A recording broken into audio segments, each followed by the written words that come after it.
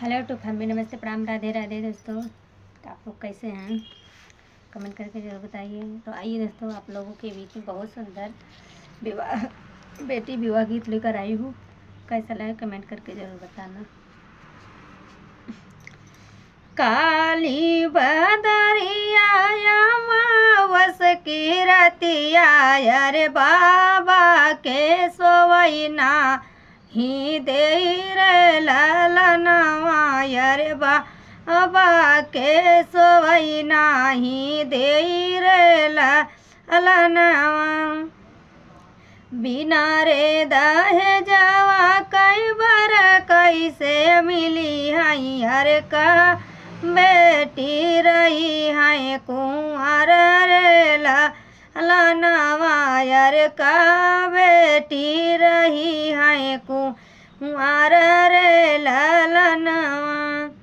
एक बन गईले दूसर बन गईले यार तीसरे विदेशिया के यार तीसरे में पहुँचे विदेश रे ललनवा यार तीसरे में पहुँचे विदेश रे ललनवा।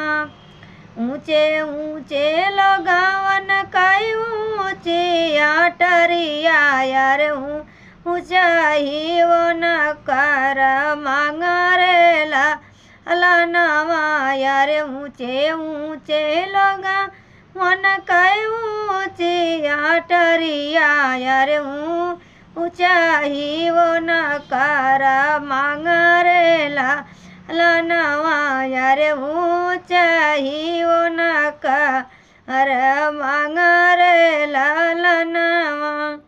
बेटी के बाबा कई नीचे पगड़िया यार रो वाई जोराई हाथ रे ललनवा यार रो वाई जोड़ा आई हाथ रे ललनवा।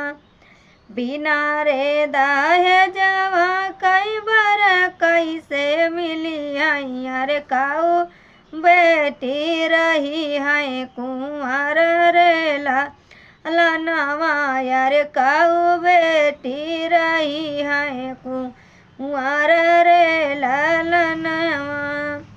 काली बदरिया अमावस की रतिया यार बाबा के सोवैना ही दे रे ललनवा यार बाबा के सोवैना ही दे रे ललनवा।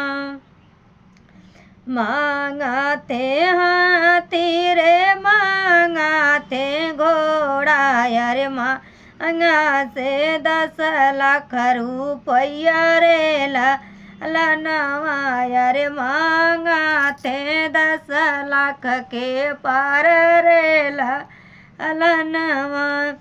नहीं मोरे हाथिया हो नहीं मोरे घोड़ावा यार माही मोरे 10 लाख कार रे ललनवा यार नहीं मोरे 10 लाख कार रे ललनवा।